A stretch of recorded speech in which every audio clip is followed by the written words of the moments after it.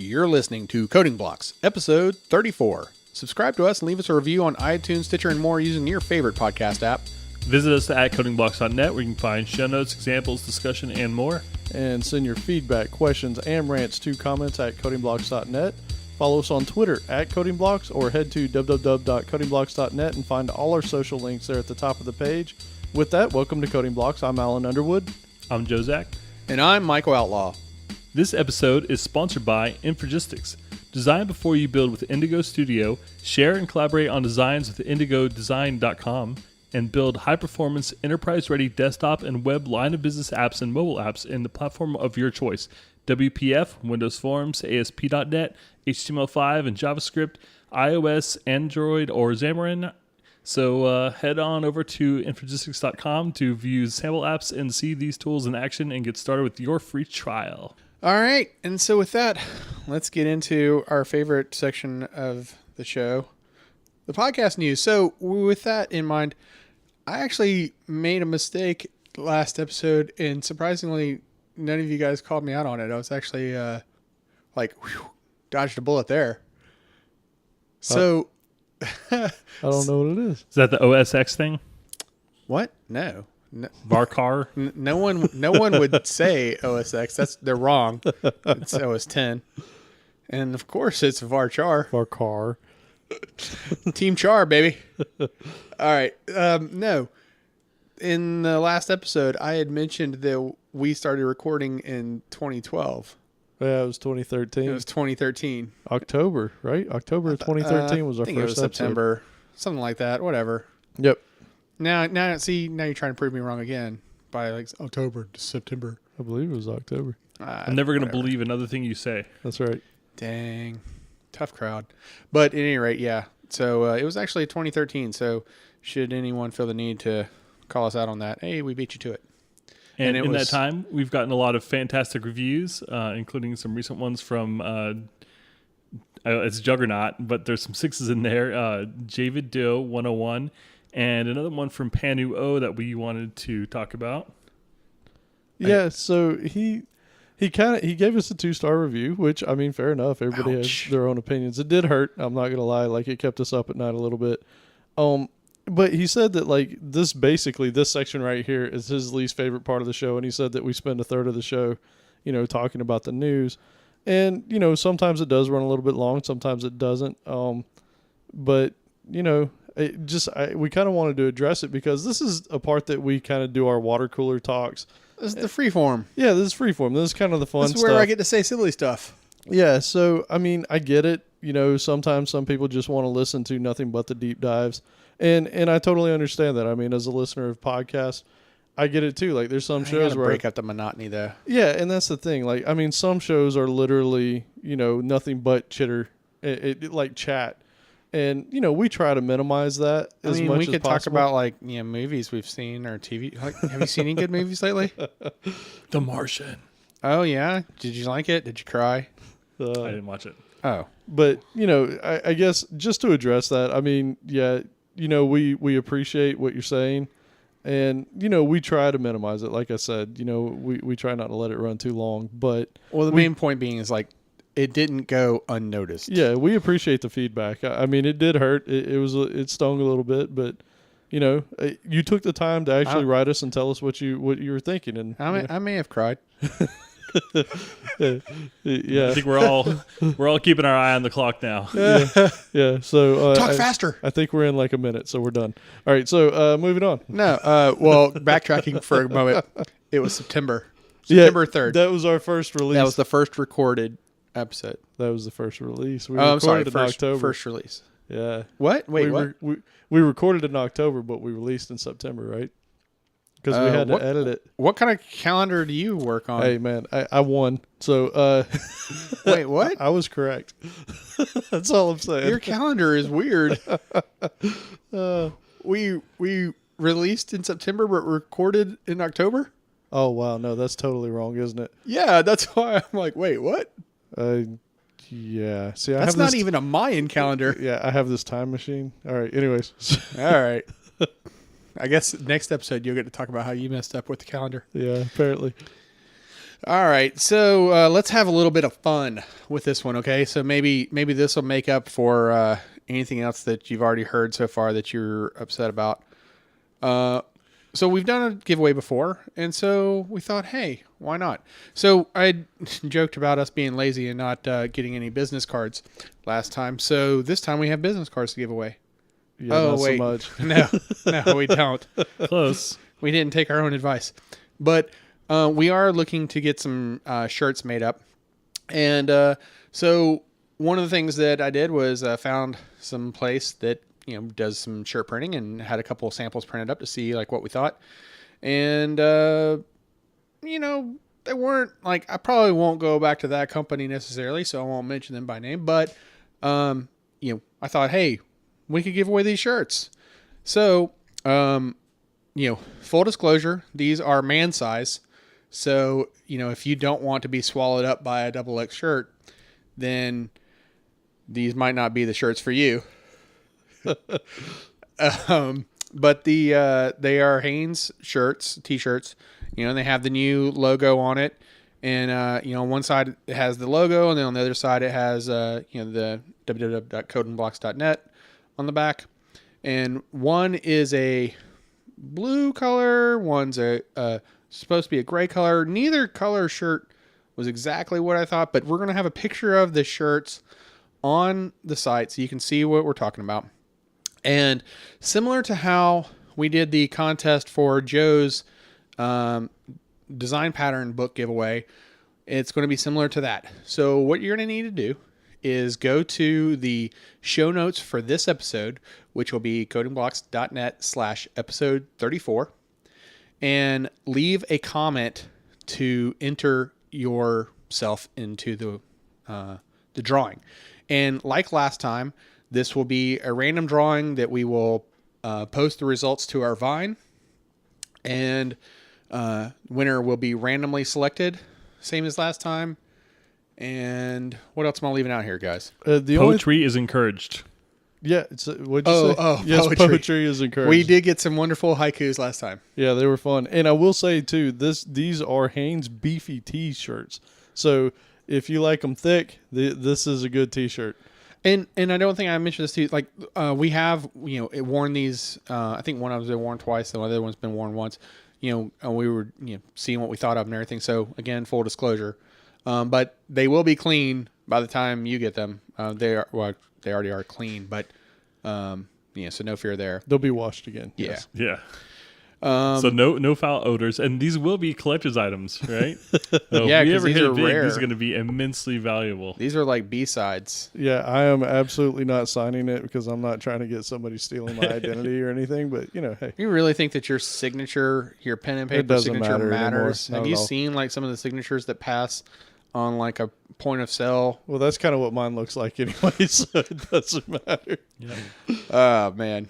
And Anyway, if you so hate I'm, the I'm show- looking forward to reading some of the comments that we get back this time. Yep. Yeah, and if the news is too long, then burn it and take a picture of it. Send it back to us. Wow. Wow. That kind of hurt. Hey, and here's another idea too, though, because even if you think, well, I unfortunately am not man size at XXL, but maybe someone who is that is a fan of the show or could become a fan of the show. And they You like know? to wear a tent. It's Wear what? A tent. This is not like, wow, No, man, it's really not that big. I mean, it's a XX. So really not that big. Everyone in Europe is like, oh my God, it's gigantic. It's more than a medium.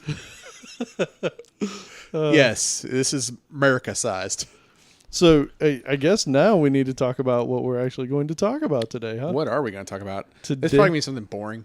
Today is going to be toys that we want, because it's coming up on that time of the season, right? Like we had a ton of fun doing this last time, and there's nothing better than talking about all the gadgets you want and you may or may not get. So Yeah, so this is the Toys for Developers show. yeah, Not quite as popular as that other, not-for-profit organization that gives away toys. This one is not nearly as popular, but every bit as desirable. yeah. Yep.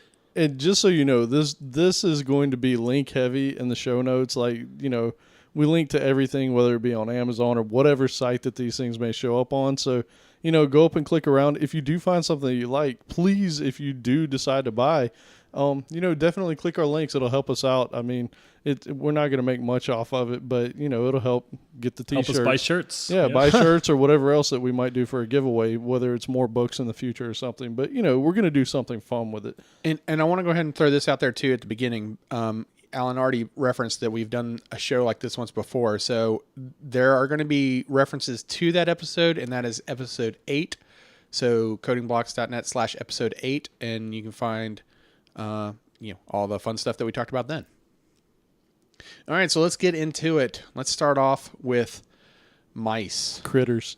Mises. Yeah. Yep. So I just got a new one actually, and I've been using it for about a week now. It's the Evoluent vertical mouse. I've been having some really bad carpal tunnel problems, which we should do an episode just on ergonomics and problems with getting old. That might go on a long time. I have lots of those problems. Because we're all young here. Yeah. But I've what been kind using it of for a mice while. are you little whippersnappers using? And the thing about it is that when you use it, it's almost like you're shaking someone's hand all day, which is actually quite comfortable, I think. So I'm a big fan of it, but I have had a problem with like really fine grained stuff. Like I was doing something in paint and I was trying to like get the pixels perfect, and I had to grab my other mouse. I just couldn't deal with it trying to do that kind of precise action. Does it have a support to a placeholder for your dentures or anything? So I'm looking at this thing. So the curious thing about this one is it's got 4 buttons on the vertical with a scroll wheel. So that's kind of nice. You really gotta for those trying to picture this thing, take your current mouse and just tip it on its side. Yeah, that's pretty much it, except it's got a solid base to it. And it looks it's way bigger. Yeah, they are large. So tell me this, Joe, because one of the ones that I put in here for my pick. You might as well go ahead and mention it. Yeah, is the Anker vertical ergonomic. So it's funny because I looked at this one that he's talking about, the Evoluent, and it's a little over $100. And the Anker, I think, is 20 something. And when I was first looking at mice, these were the two that I was looking at. And really, I ended up going with the Anker because I was like, I don't know if I'm going to like this thing or not. They're both this style, maybe I'm making this up, but I thought that there was somewhere where this style mouse was referred to as a shark fin. I've heard that before. And it kind of looks like it. The Anker looks very much like a shark fin. And for those not familiar with that brand, Anker is not spelled like the boat anchor, but Anker. Yeah, they make all kinds of gadgets, and pretty honestly, they're fairly decent quality gadgets. So here's the interesting thing. Okay, so I also changed the mouse that I was using too a while back, and I switched over to the Logitech M570, and that's a trackball mouse. It's one of the more traditional kind where you use your thumb to roll the trackball. Logitech makes another one where the trackball is in the center, where you use your center fingers to do it. But what I find interesting, though, is that we all talked about mice last time, and none of us have a repeat of our mouse from last time. Yep. Joe and I think we're just drooling over the Mad Cats, and The Rat. Oh my God, I still love that mouse. But as much as I would like to have it, it's expensive, and there's other gaming mice out there too that are similar or that aren't as expensive, and so yeah. Yeah, I will mention all the ones that we just did say, these are all wireless. So they're not gaming mice by any stretch of the imagination. These are daily use type mice. And, I got to ask you, Joe, because you bought one of these vertical monstrosities. Did you find that the first few days, every time you went to move your hand and it wasn't on the mouse, you knocked this thing over? It wasn't that bad. It was just fatiguing to try and use it for, clicking on menus and stuff. It was frustrating. Interesting. Yeah, I've grown accustomed to mine. I really like it because it's like you said, your arms are just in a natural position. Your thumbs are up in the air, and it's pretty comfortable. But it does take some getting used to. All right. You know what though? Normal mouses feel small though. They really do. Now I can't go back. Yeah. Yeah, these things spread your hands out. They have a nice feel to them. It's weird, but you gotta try it to know. Oh, and I did want to throw out there that, so I was having some really bad pains. It was waking me up at night. It was really bad. And I changed a bunch of things, but it's been a lot better since then. So I don't know if it was necessarily the mouse or like the other posture related type stuff that I did, but I'm definitely feeling better. So woo, Very cool. So what about the new Magic Mouse 2 that Apple just released? No excitement there? I haven't seen this thing, Mouse 2. I was never all that crazy about the original Magic Mouse, so Really? I like the trackpad. I really like the trackpad. Well, there's a second version of that too. Really? Yeah. What's the big deal? What's the big deal with these? I think there's a couple of differences. One of them is the one that I like the least is the rechargeable battery. Okay. It's not a replaceable battery like it was. Oh, yeah. Yeah. That's no good. It uses a lightning cable to charge it. Ooh, dude, that trackpad too is $130. Yeah, and I think the big deal there for that one is that it has the Force Touch or whatever they're calling that now. That's what it is.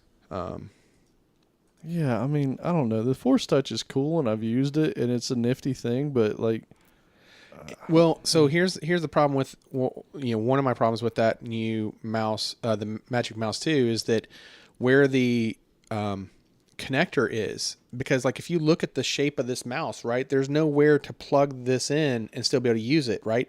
So the charging dock for it is on the bottom. yeah, oh So you can't use that Magic Mouse 2 while it's being charged. no. Now the keyboard and the trackpad, don't suffer that, but yeah, that was an unfortunate design decision. yeah. It's funny. Like, I don't know how long this thing's been out, but it's only got a 3-star rating, which is pretty low for an Apple product. It hasn't been out long at all. Yeah, that's really low for an Apple product. Wow. Yeah. So, yeah, no excitement there. Yep. But it was on last year's, and that's why I brought it up. Right. right. There's one. I was actually just clicking on around Amazon before we started recording, and I saw a mouse that I hadn't seen before, and it was $150, which excites me because I like expensive things. And I look at the picture, and I'm like, wow, this looks kind of like the one I've got. Like, how did I not see this when I was researching? And it looked cool, and I'm clicking through the pictures, and I get to the fourth one. Uh-huh. And this thing's like the size of a quarter. I mean, it's just ridiculously Wait. small. It's This would tiny. kill my hand to use it. You got to look at the picture. It's called We'll the have it in the show Swift notes. Point GT.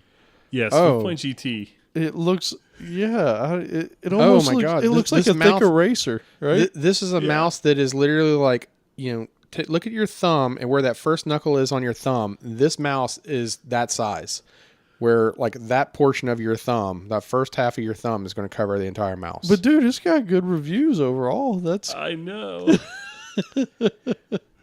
I would bet that the people that really like this probably travel, that would because be this would be perfect. perfect for traveling. Oh, but people who don't like it, not good for Mac. Oh, weird. Yeah. Yeah, I can't imagine using this. If you've got a good experience with this, let me know. But like, this looks like a nightmare to use for me. Yeah, I couldn't do it. It doesn't really look very ergonomic, so your old man hands, and there's definitely no space for your dentures on that. It's way too. It's like holding a quarter. That's what it looks like to me. It's like, Well, they holding refer something- to it as like it's the same grip as holding a pen. And they actually, like in the picture there, in that fourth picture that you mentioned, they contrast that, there's a picture of holding a pen versus using this mouse, and it's the same exact hand position. Yeah, the reviews are great. Yeah. All right. Add to cart. You gotta try it out. All right. So Alan's favorite, or one of his favorites in this group, the keyboards. Yeah, I feel like they're in the wrong order at this point in time, though. What? Yeah, it's because I pasted these links, and so I did it in a funky order. I'm looking at split keyboards now, and so I put the splits at the top. So we've talked about the Kinesis, not the Freestyle here, what we talked about before. It was, It's yeah, go ahead. I don't know the name. I'm going to look it up right now, but it's was the like Advantage. $260. Yeah. And it's just crazy, and it looks crazy, but I can't do that. But the Kinesis does have another one that's around $90, the Freestyle 2, that I think looks really cool, and you can kind of set the pitch and split. So for wider people like me, man-sized, right? I think that might be a little bit more comfortable. I mean, so just to describe this thing, what this thing looks like take a traditional, IBM compatible 104 keyboard, right? And literally just cut it in half. Right in the middle. And have two distinct pieces of them, but with a wire connecting them. That's what this thing looks like. Now, I've actually put my hands on one before, Joe. One of the Yep. ladies I used to work with had one set up, and she had the tent on it so that her hands were at an angle. And it was interesting. I mean, more of a fan of the ergonomics, the way the keys flow. This is not that. This is literally your standard, IBM keyboard, just split in half. But it does have a nice feel to it, especially when you tent it. Yeah, so I got to say, I was looking at ergonomic keyboards, and I read a lot of reviews, and so many of them said, this would be great if I wasn't a programmer, because they do weird stuff like move keys, the function keys and stuff out of the way. Right. And those are things that, like, maybe, what's the... Muggles. Muggles don't use those keys, but we programmers, I need Like those the function brackets. I need keys? that delete key. Yeah. F5, F8. Yep. I mean, this thing's got a strong review on iTunes. Not iTunes, on Amazon. Yeah, it's got a Yep. really strong review. So the Kinesis Freestyle 2 and the there's two actually Gold Touch split models that both were highly rated by programmers. So those were the three I was looking at. I really can't tell the difference between the two Gold Touches, so I just think of them as the Gold Touch splits. Yeah, I mean, this one again is similar to the other one where it's your same keyboard split in half, except the two pieces are a little bit more connected. The other one, on the Kinesis one, it was literally just a wire that held them to, that a very bendable, flexible wire that connected them. Whereas this one looks like it's got a little bit more of a joint connecting them. Yep. I think you know what? I don't even know that we have a link in here, but it made me remember there's one. So this might be something you look into, Joe, because this is something that programmers really like. It's called the ErgoDox, ErgoDox, and it's also a split keyboard, but it has keys down where your thumbs can go as well. So that once you get used to it, it's not just a space bar that your thumb is delegated to. You can do like different things. If you search for ErgoDox, DOX. Oh. Yeah, those are kind of nice. And here's what I'll tell you too. If you are somewhat interested in that, you should check out Massdrop because they'll occasionally have them on there for like pretty decent discounts. So, I just thought I'd throw that one in there while I was thinking about it, seeing as how that's kind of Is this the one that started out as an Indiegogo? Yes, I believe so. And it has gotten all kinds of people backing it, like people create them. And this one's kind of cool because a lot of times what you'll see is people who do like clear casings, and then you can put any kind of switches you want on there because some people are into the cherry switches and that kind of stuff. And so you can actually change out the type of switches that go behind the keys. So this is something that a lot of people love. This is cool, and if you look at the Indiegogo pictures of it, some of the prototypes I have here, you can see that they 3D printed the tray for the key that all the components would sit in, the physical bulk of the keyboard, right? You can actually tell that it was 3D printed.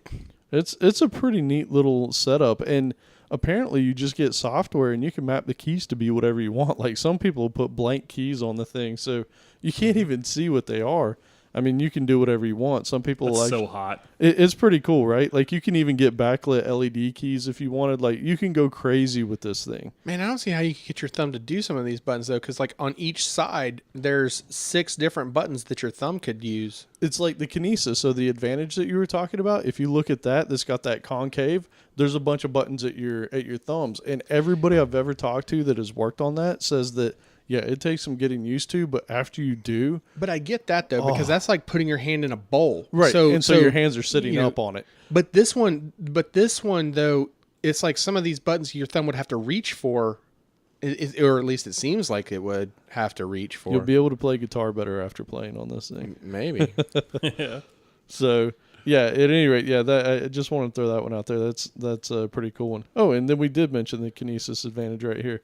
Now the one that I have that I absolutely love, it's my favorite keyboard I've ever bought, and I've seen him travel with this thing. I actually bring this thing with me because I love this keyboard. It's the Microsoft Sculpt, and I think I even mentioned it the last time we had this episode, and I was so frustrated. I wanted to put my hands on this thing because I've bought enough keyboards that you don't get a chance to put your hands on, and you get it home and you're like, yeah, it's okay, but you know, man, I finally found one of these things. I think it was at a Micro Center, and they had the box sitting out, and I broke that baby open, and it was done. Like I love this keyboard. But now, correct me if I'm wrong. Full disclosure here, right? Yep. Isn't this the one that has the small function keys? I hate the function keys on this keyboard. Oh, okay. So here's the thing, and this. All right. So this, here we go back to Muggle keyboards. This right? is- Like, this is- this is a Muggle keyboard. This is full disclosure. So there's a couple things about this keyboard that drive me absolutely crazy. And that is one, the function keys. So everything else has a nice travel. It's like a chiclet style, like a MacBook Pro. It's almost identical feel to that. The function keys are not. They're just like, they're a really cheap feeling clunky push, which is bizarre.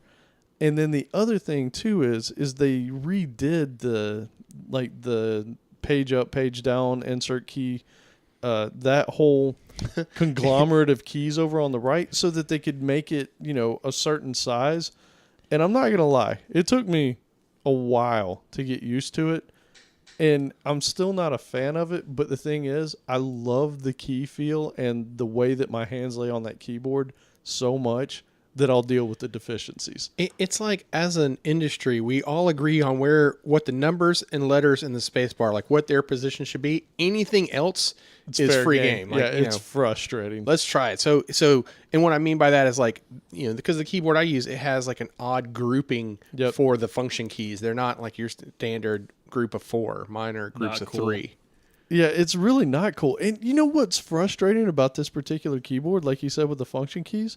Dude, it wouldn't have been that difficult for Microsoft to say, okay, let's throw these same switches up here at the top. Who cares that it's going to be an extra half-inch taller? Just do it. Like, seriously, if they had done that, people would probably be like, toss all your other keyboards. Like, this is it. So, I don't know.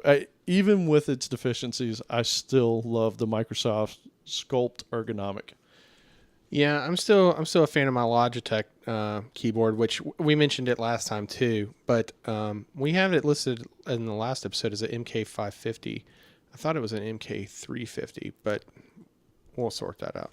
Yep. It's called the Wave if you were to go and look for it. Yep. And yeah, I'm a fan of it. But like I said, the only one gripe I have about it is that the function keys are not your standard grouping of 4. But these are, like, proper sized function keys, not like your itty bitty little Lego size. Man, I'm not a fan of the Lego But size. this is like the one thing I like about this keyboard though is it's almost like a combination of all of these concepts, right? Like it's on a curve, like the old natural keyboards were, right? Yep. Like, instead of being completely split, it's just on a curve, but yet at the same time there's it's not on a flat plane, so it's kind of like the Kinesis Advantage in that there's some curvature to it. So I'm a fan of it. It's Your mileage and it's may vary. also an affordable keyboard. It's I've typed on it. I like it. The Sculpt ergonomic is just where it's at for me. Yeah. All right.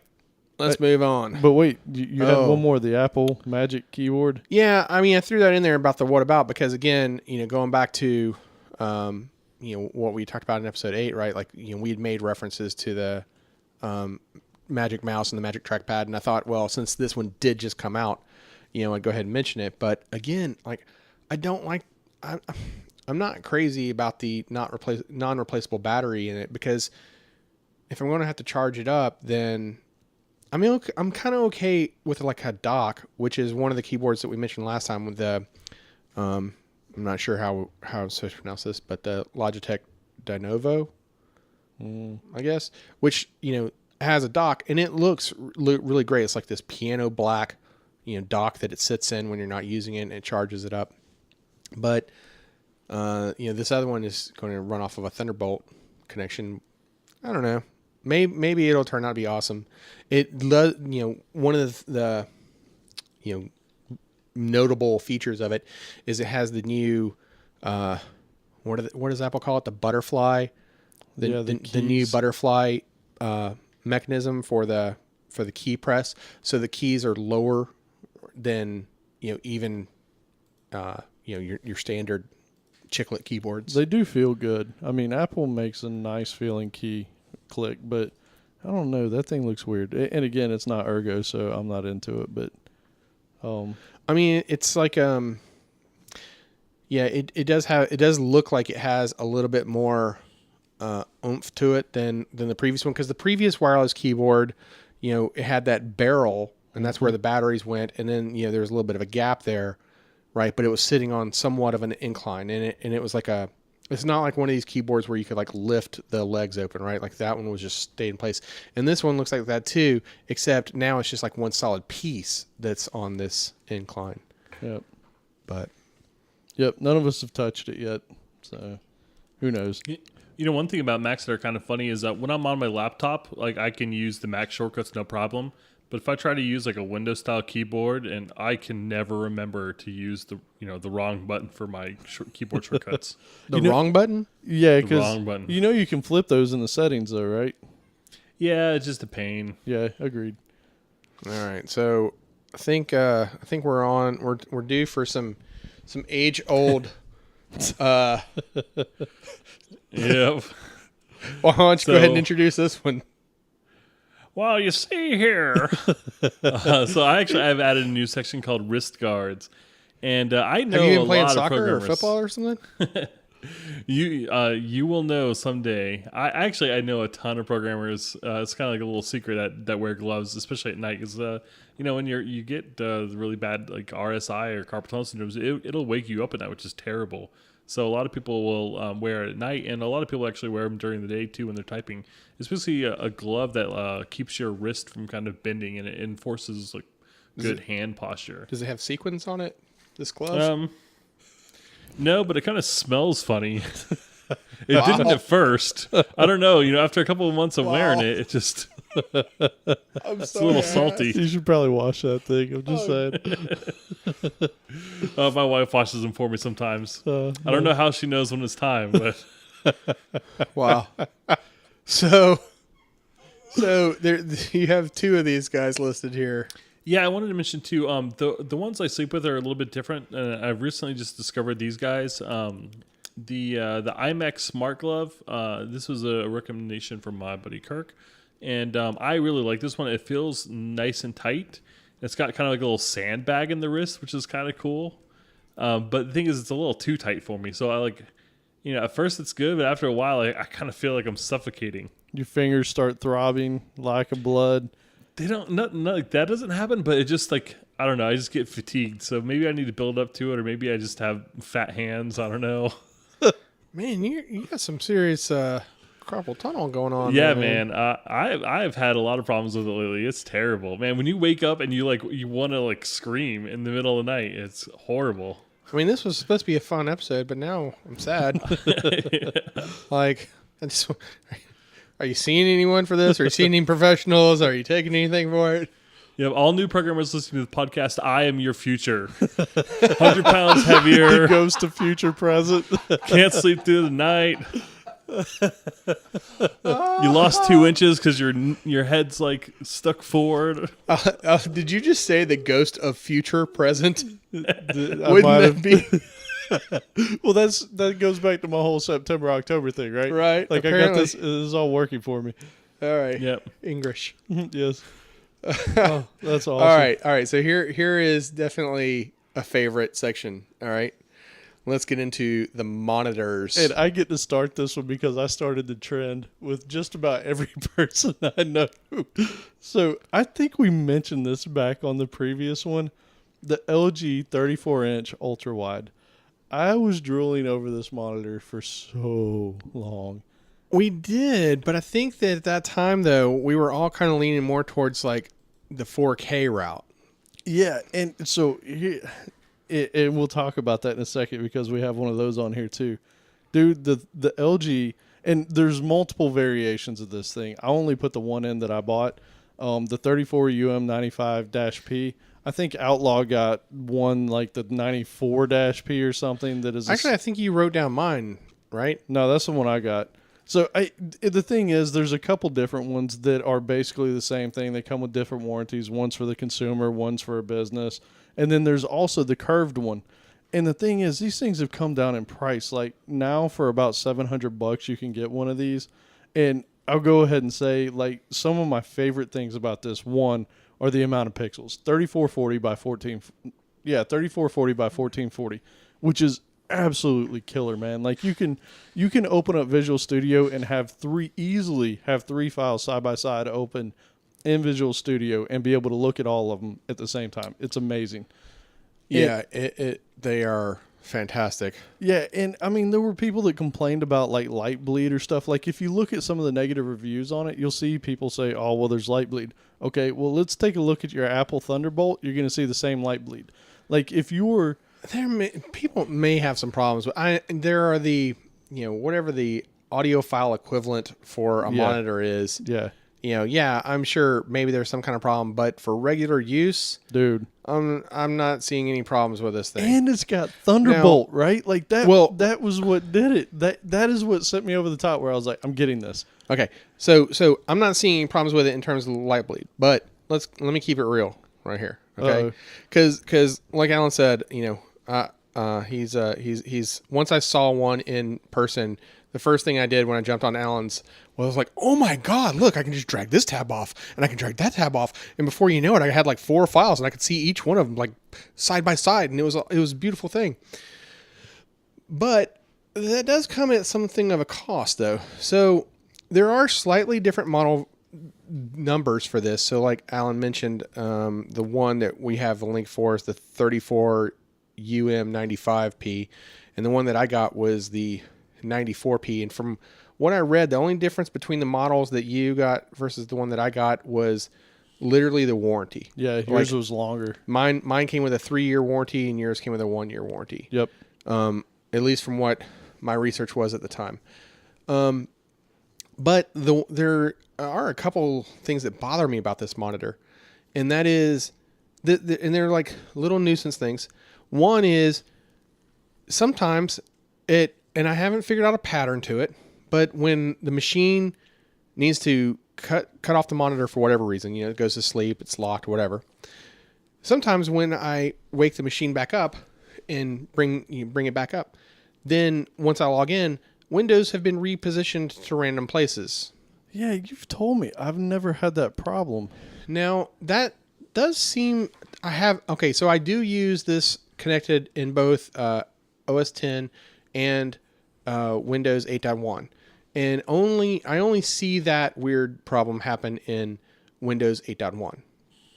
But it is an extremely frustrating problem, though, because... if you go to lunch and you come back and now all of your windows are moved over, and it's weird because it's almost as if when the monitor goes to sleep, that in that low power mode, it reports its resolution as something different than what it actually is. Because what ends up happening is not only do all the windows get moved over, because I have a dual monitor setup. So not only do all the windows from the second monitor get moved over to the first one, but they also get resized in that 34 to where they don't even take up the entire 34-inch display. A question for you.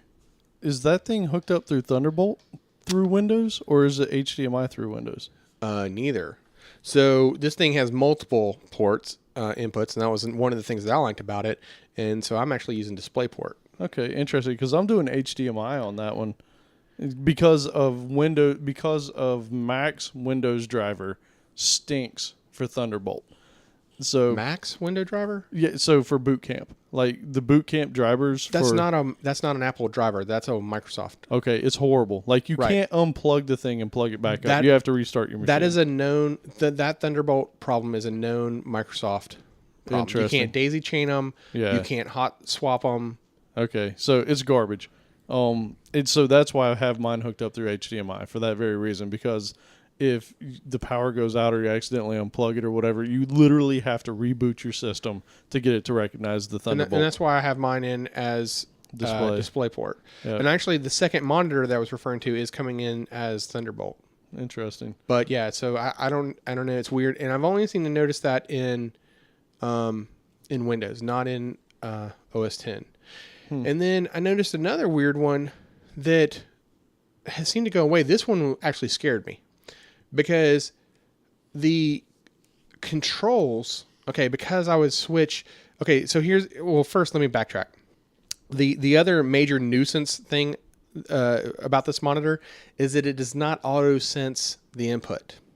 So if you have multiple sources connected into it through the different inputs, and you disconnect one of them or turn one of them off, it doesn't recognize that it's something on another one and automatically switch to it. Nor does it if there's nothing plugged into it and you happen to plug in on a source that wasn't last used. It doesn't switch to it when that device cuts on. Right, you have to use. You that have little to controller. manually switch it. So this is where we get into the third nuisance one and the one that scared me. So on the bottom of it, there's this little, jog wheel, mouse stick, whatever you want to call it, that's on the bottom of the monitor that you use to go through the menus. Well, at random, I don't know why, but the directions were flipped. So like what used to be like pushing up became pushing down. And what was kind of annoying there is that the way it was before is that, if you pushed down, then it would turn off the monitor. Right. Well, so what I needed to do to switch inputs was to push up, but then up became down. So I would push up and then that would turn it off. And I'm like, wait, what just happened? But then worse than that, what was also kind of weird about that is that not only did the left and rights get switched, but what should have been a left, right, no longer worked. Like I couldn't, or maybe I had that backwards. But your joystick stopped working. I couldn't go the other direction. And so that was really weird. And nothing touches that joystick. It's not like that button has been banged on the desk or anything like that. Like literally nothing's touched it.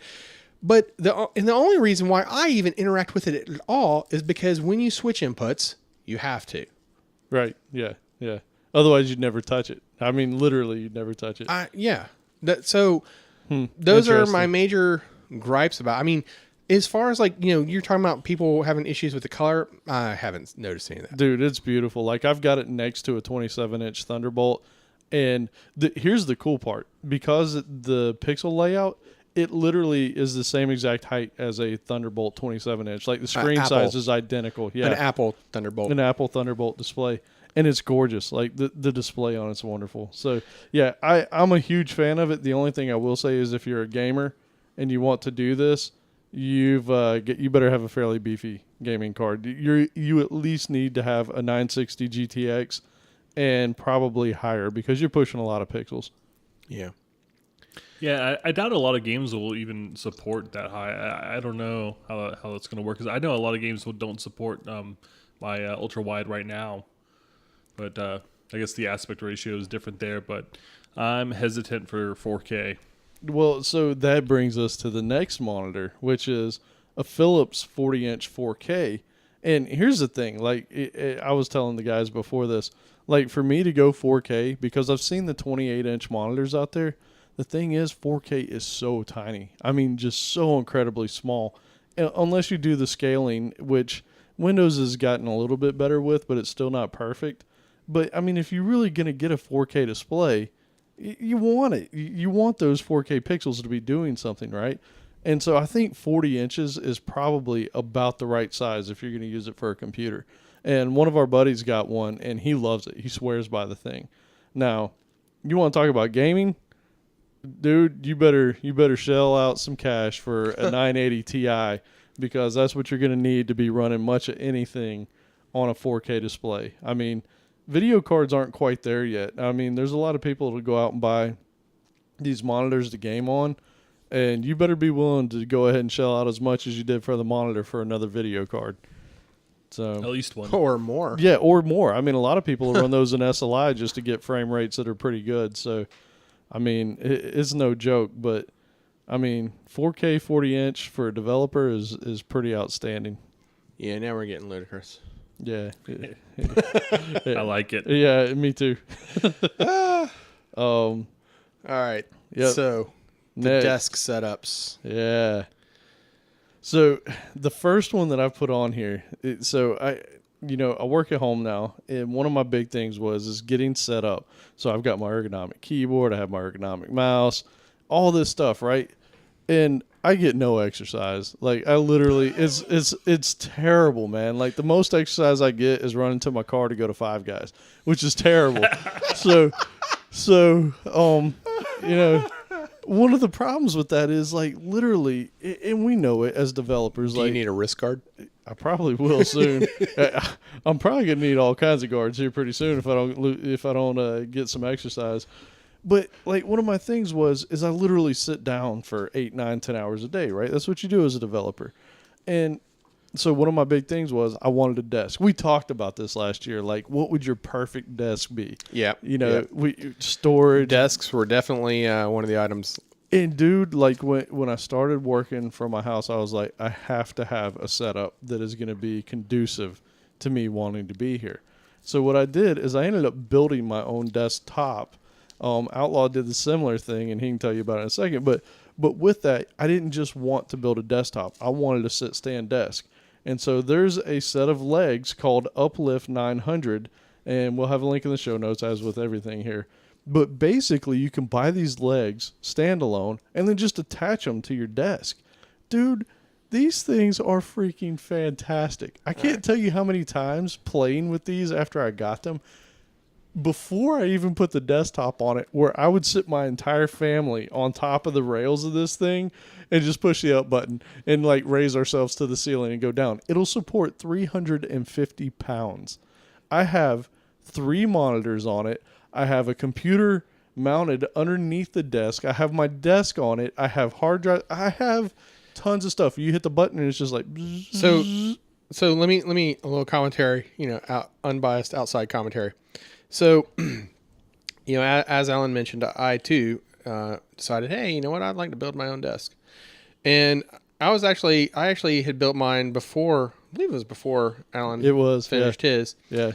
But, so I had, researched, because we had talked about the TBC consoles last time. I love those setups. They're so beautiful.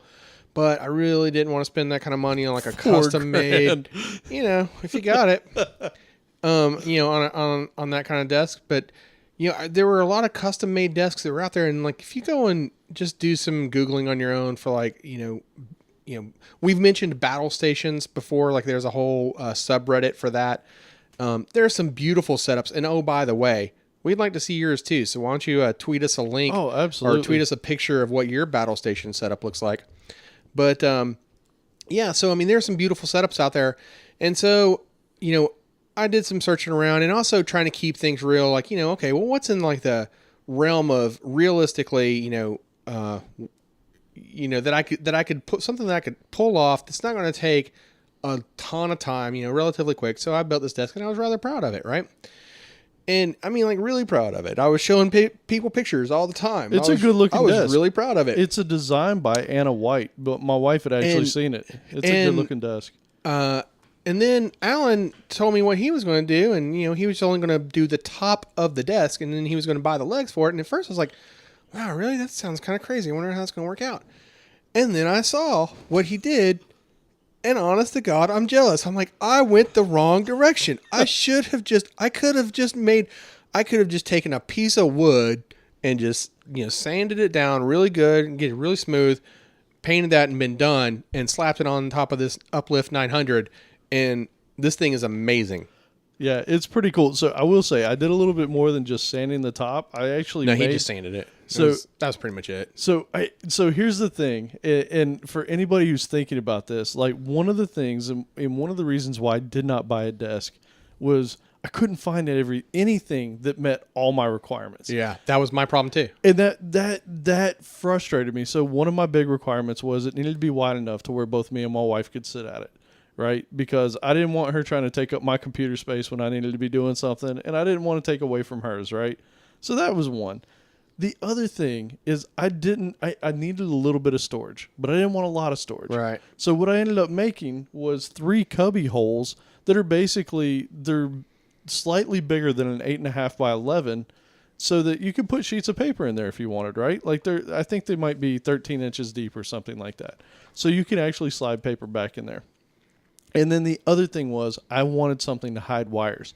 I'm so tired of seeing wires everywhere that I was like, I need some place for this. So what I did is my cubbies that I built the desktop to where the top of it and the cubby is about 4 inches tall. So I've got enough room to put a surge protector in the back of this thing to where I can plug all my wires up and hide them all. So like all these things were literally the reason why I built this. Now it took me probably, I don't know, I think I started on it. It might have taken me 2 or 3 weeks to get the whole thing done. That's sanding, cutting, doing all that kind of stuff. So I mean, it's done over time. But man, I'm so happy with it. Like it is probably one of my favorite things I've done. Yeah. And Joe, I mean, what did you end up landing with? I know that you've got a whole new setup there. Did you change your desk at all? No, I cheaped out. I've still got an IKEA desk, and I do like that there's no drawers because I definitely am a fidgeter, and I hate having drawers on the desk because I just keep banging my knees on it. So I don't hate this desk, and it was a lot easier to just kind of go to IKEA, and putting together, is a nightmare, but not as hard as what you guys did. Well, it's funny. I mean, yeah, it took some time, but I will say, like, the top of it's gorgeous. Like, I don't know. Like, when I sit down at it now, I actually enjoy sitting at the desk because I look at it, I'm like, man, this thing looks nice. I can push one button. Dude, this Uplift 900 is so fantastic because you can set memory points on it. It has 4 memory spots. So, like, if you wanted to, if you stand at a certain height and you want this thing, you can set that at memory 1, right? And your wife is at a certain height, that could be memory 2. Dude, it is absolutely fantastic. I'll take some pictures and try and get it up here along with this. Maybe it'll give some people some ideas. But how high does it go? Oh, dude, it's pretty tall. Like, it will go.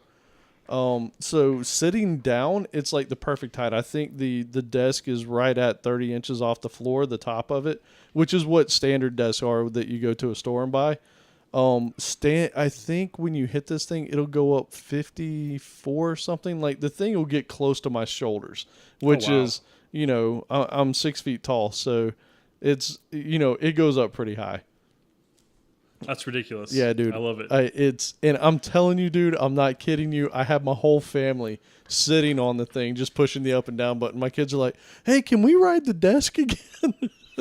Yeah, it says that for the frame of it, the legs of it, it goes from a height range of 23.5 inches to 49.5 inches, and that again is without the desk top. It's so cool. Oh, and here's one thing to know about it. So if anybody's interested in those things, when I did my desk width, I did an entire sheet of plywood. So it was 8 feet wide, so 96 inches. Now, I said that in inches. So for those on the other side of the pond that are in meters, that's going to be like a billion centimeters. Or like 1 meter. Right. Oh, so here's the cool part. They show measurements on the thing that say this is how far apart these things need to be. The legs. Yeah. These things. The legs, right. Here's the thing. There's like a middle section, and when I talked to the person on the chat, I actually called on the phone. They said you don't even need that middle piece.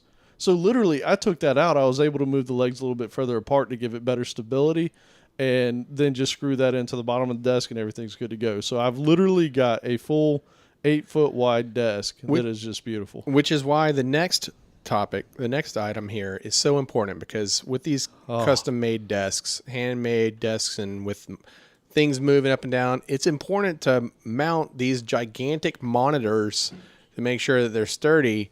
So once again, back on the list for the second time is the Ergotron LX desk mounts. And if you have never seen these, they are like, picture a mount for a monitor or TV, but one that actually looks good, one that you don't mind showing somebody. That's what these are. They're beautiful. Like, I don't even know how to describe. I wanted to say like a Predator, but it's not Predator. They're like chrome and black. I don't even know how to describe it. But we need to note, though, last time we talked about these because they were items that we lusted over. I've got 2 of them now. You've got 2 of them. Yeah. Better yet, this hands down. Okay, now let me tell you what. If you were to go look on Amazon and you find the Ergotron LX desk mounts, you'll find that Amazon has an Amazon Basics version that looks extremely similar. Yeah. Okay. Minus except the chrome. that it's all black. Yep. Now, I'm not going to try to take anything away from Amazon, right? I mean, they did, they may have even had these made by Ergotron. I don't know. But what I can say is that in terms of customer support, this has been the best experience I ever had from a company. So what happened was, because I had made the desk myself, I had purposely left some space on the back because I knew I was going to want to mount the monitors to the desk, and I knew that I was going to want a mount that would clamp to the desk, right? And so I had purposely left some space on the back for such a mount. Except when I got these Ergotrons in, the mount didn't quite, the mounts that they came with included this the knob on the dial that you would turn to screw it in to make it tighter. It was gigantic, like much larger than it needed to be, but that was their de facto knob that that they used, right? And ergonomically, I mean, it was like, it was good use. I mean, there was nothing wrong with it. But if they had a version where, instead of using your hand to tighten it, if you used some tool, then for my purposes, then that would have worked better. Or if this knob just wasn't, so gigantic. So I reached out to them because they have all kinds of accessories that you can get for this arm, for this desk mount, right? Like if you want to extend the distance that this arm reaches out, there's extensions for that. And one of the great things about this monitor is this is supposed to be like, once you set it up and you set all the tension on the springs correctly, then you never have to use any tools or anything like that to move the monitor around. You can freely move the monitor in whatever position you want, and because the tension is set, it'll just stay wherever you move it.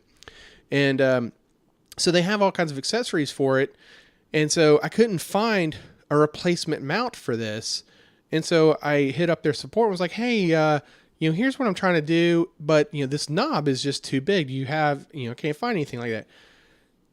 The guy custom made 2 mounts for me and sent me pictures. He actually, let me rephrase that. He custom made 2 different styles, sent me a picture and said, which one do you think would work for you? And then, I said, well, I think this one, would work best. And then he sent me 2 of them. Yeah. Of that style. At no charge. Yeah, at no charge. No, not even shipping. He was just like, yeah, we've never had anyone. He's like, that's a really cool idea. No one has hit us up for that. And it was only because of the space constraint, because that knob, like literally there was enough space for it to fit, but you couldn't turn it right, because of where the back wall of my desk was. And, so like looking at the directions, you're like, oh no, there's enough room. Yeah, you don't get customer service like that. And I can attest to it. Like, it is holding up a 27-inch Thunderbolt, Apple Thunderbolt, which is nothing but a chunk of metal. And it's also one heavy monitor. It is heavy. And then it's also holding up my LG 34-inch. Dude, those things are amazing. Yeah. Just flat out amazing. Well, holding up the LG isn't such a big deal, though, because that's a lightweight monitor. I think without the stand, that one's like 14 pounds. But Apple, that monitor is like 22 without a stand on it. Yeah, something it's like that. a heavy piece of metal. It's a big one. Yeah. But then you have to have a place to sit at these wonderful desks. And so also for the second time on the list, my favorite, the Herman Miller Arion. Like there's no more comfort. Like if you got to spend your day as a developer sitting in front of a desk writing code, you want that should be a throne. That's your throne. That's where you're going to sit. That's where you're going to spend your time. Yeah. No, I got one of those bouncy balls. What? Hey, what chair are you sit in? I'm strengthening my core. I don't remember what it is. It was a cheapie. So, here's my thing with the cheapies, and I've gone that route. You know what drives me crazy about them more than anything else, other than the fact that they break down over a year or two, is the fact that they pop and crack and creak and squeak. Yeah. I cannot stand it. And I think part of it is because I'll record a video for Coding Blocks or something like that, and I don't want to have to worry about every time I move it going pop, crack. Yep. I can't stand it. So here's what's funny. I actually have a Leap 2, which is a nice chair. Like it's really good. But I'm not recommending that one as much because I went and bought this WorkPro Quantum 9000 from Office Depot, and if you get it on sale, you can usually get it for somewhere in the ballpark of $280, and they call it the Baby Herman Miller. It's an excellent chair for the price. It's solidly built. It does not have the 9 gajillion adjustments that the Herman Miller Aeron has, but it feels just about as good. You have, I mean, the bottom's the mesh, the back is the mesh, super comfortable, stays cool. For my money, that's one of the better chairs I've purchased. The Leap is very good, but the Leap is also up there in Herman Miller territory. But this Work Pro, like if you're looking for a quality chair that's not going to break the bank, this is a really good one. But if it costs more, it's better, right? That's right. 5 times better in this case. Right. All right. So who's got this next one here? Me, I think we all have them though. These are the laptop stands. I have an M stand, so it's just kind of nice so I don't have to bend down so far. And what I really like about laptop stands, it kind of puts it up and it puts the keyboard at kind of an angle. So it's awkward for typing, but it's great for viewing. What I really like about it is it kind of reclaims some of that desk space. So I like that I can kind of slide stuff underneath the laptop now. But you said to bend down. Like, where you have the stand? No, I just be like, if you're sitting kind of at proper ergonomic posture, then you're going to be looking down at a laptop compared to like a monitor that's got maybe a 6-inch stand or something. Yeah, I think we all do have the same exact stand, and it's a pretty quality one. The other thing I like about it too, we all have MacBooks that sit on it. Dude, those things turn into little they go hot fast, especially if you're doing a Google Hangout, right? So, it also opens up the back of it to where it has a place to actually vent out that hot air. So that's one just kind of side nice feature of it, other than the elevation of the screen, which is good. Dude, it's expensive though. It's like it was either $49 or $50, something like that for it's essentially a piece of aluminum. Yeah, that's really all it is. Yeah. But there is nothing fancy about it. But it does. Oh, except the box was very fancy. The box was. It was like an Apple box, wasn't it? Yep. But it is a nice piece of, and it looks nice, right? Like, so you're paying for decor and functionality, and it happens to handle both just fine. Now, if you want a slightly smaller footprint for something like this, right? I actually have and use one made by a company called Just Mobile, and it's the alu base, like aluminum base, but they decided to concatenate it. Alu base laptop mount. And what this is you just stand the laptop in it vertically, right? So I like it. I actually, in the picture they show it to where they show like an Apple laptop where you can actually see the logo, but because that means that the heat sinks are then pointing down, that makes no sense to me. So it makes sense to have it pointing up, so that the heat sinks are the logo might be upside down, but the heat sinks are up to get rid of all the heat. But it's even less aluminum than that M stand, but yet it's not too far away from the price. yeah, exactly. But it's because they called it the alu base. I mean, they got to just so I'm not getting it. Yeah, true that. But it's basically like, if you look at this thing though, so here's the beauty of it though, because not only can you use this thing for work, but you should go look at the pictures for this thing too, because you can also use it for taco night. Because it looks like it would perfectly hold your taco, and you can be like, put all your dressings in your taco and then eat it and make another one. Like, this thing's beautiful for that. Man, that's some pomp right there. And depending on what your diet for tacos is, there's like 2 different inserts, so you could have big tacos or little tacos. Man, if you're spending $40 to get a taco holder, you're living large, my friend. No. Again, this is multi-purpose. This is taco holder and laptop holder. What part of that did you understand? You definitely want to dip your MacBook in your Taco Bell leftovers. Well, now hold on. Now that's blasphemy. We said tacos. Nobody's bringing up Taco Bell. We're talking about good tacos. Oh, come on, Taco That's Bell. Not good tacos. That's fantastic, man. You can't beat a Mexican pizza. I can't have a conversation with this man. Don't even. Really? Really? How could I even talk to you anymore? Joe, that is insane. What say you? Taco Bell rules. Yes, No, sir. Yes, no. sir. Tie broken. No, no one in their right mind would say that's a good taco. I mean, it's you know, I don't even know. Can you say it's edible? I mean, like, I guess you don't die from it, so maybe. Well, ever since, But I could eat paper and not die from that too. So oh man, Taco Bell's does that make fantastic. paper edible? So here, yeah. A I number can't- 4, man. A Mexican pizza and 2 crunchy tacos. It's on. I can't take this man serious, but maybe you can. And so here's what you should do. You should head over to www.codingblocks.net/review and find your choice of either iTunes or Stitcher or whatever your favorite aggregator might be. Leave us a review.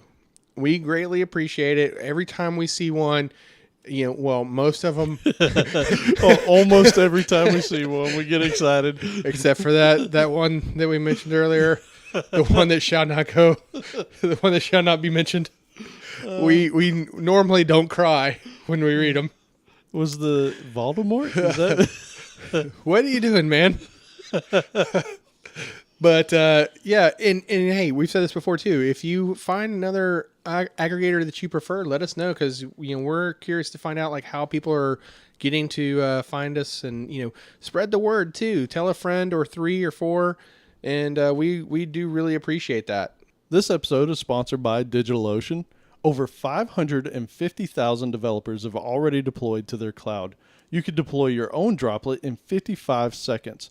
Their options start at $5 a month, and you only pay for the time used when your Droplet is live.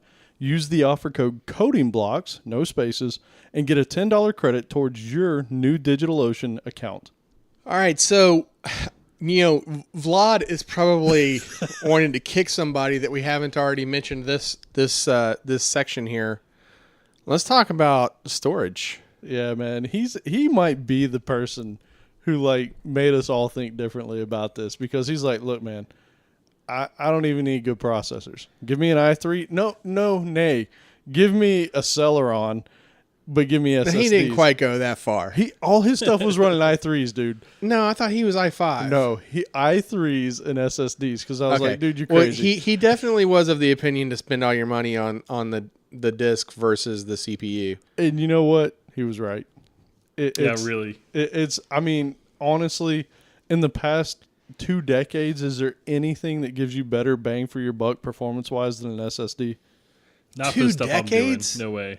2 decades, 2 man. decades? Yeah, man. Like, seriously. Because you've always been hampered by those slow hard drives, right? Like, But you're wanting to go back to 1995 computers? yeah, man, all the way back. I don't even care. Like, really? You want to go back to the release of Windows 95? SSDs. We're going to compare. Yes. If we had SSDs back then, we might not have even developed anything else. That's They would what I'm just be saying. like, this, we're done. Yeah, It's Windows done. 95 is so good. Look at how fast it is. Oh, yeah. It was so good. But no, I mean, like, seriously, like, I've actually bought a couple of these. The Samsung Evo 950 1 terabyte. No, 850s. The 1 terabyte. No, you had the 840, I thought. I have an 840. You have an 850? I have an 850 and an 840. I have an 850 in a desktop, and I have the 840 in my laptop. But yeah, a terabyte, dude. Balla. Well, I mean, they're $300 now. Like, that's insane. And Joe went and bought a few of them, right? Yep, A few. I did. Good Lord. You got to have one for Windows. You got to have one for your games. I have one. Dude, you're behind. Apparently. I mean, the thing is like when they dropped seriously down to about $300 for a terabyte, I was like, okay, this is just silly now. Like, I need this. Yep. I want to buy some now just because I really love them. Yeah, I mean, like the next thing, I'm going to get stupid and I'm going to start striping them in raids. Like, I can't even take it. But if it weren't for the next product we're going to mention here in a second, I probably would do that.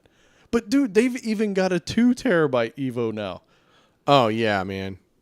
But It's that, a little rich. yeah, that bad boy is 740. Yeah, That's it's not cheap. And I mean, you have to, like, if you're doing serious amounts of video editing, something like that is just stellar, right? Like, if you threw that into an enclosure that you could hook up to a Thunderbolt on something and just, you know, it'd have to be Thunderbolt. Otherwise, what are you doing? wouldn't keep up with it. But I mean, for transferring video and that kind of stuff, it'd be fantastic. But I mean, honestly, at the prices, like, you can get a 512 850 Evo for what, $200 now, like, or maybe even less, like 150. It's ridiculous. So, all right, add to cart. Actually, the 250, 850, this is a lot of numbers. 512. The Samsung 850 Evo 250 gig is $88 on Amazon. That's ridiculous. You have to have that now.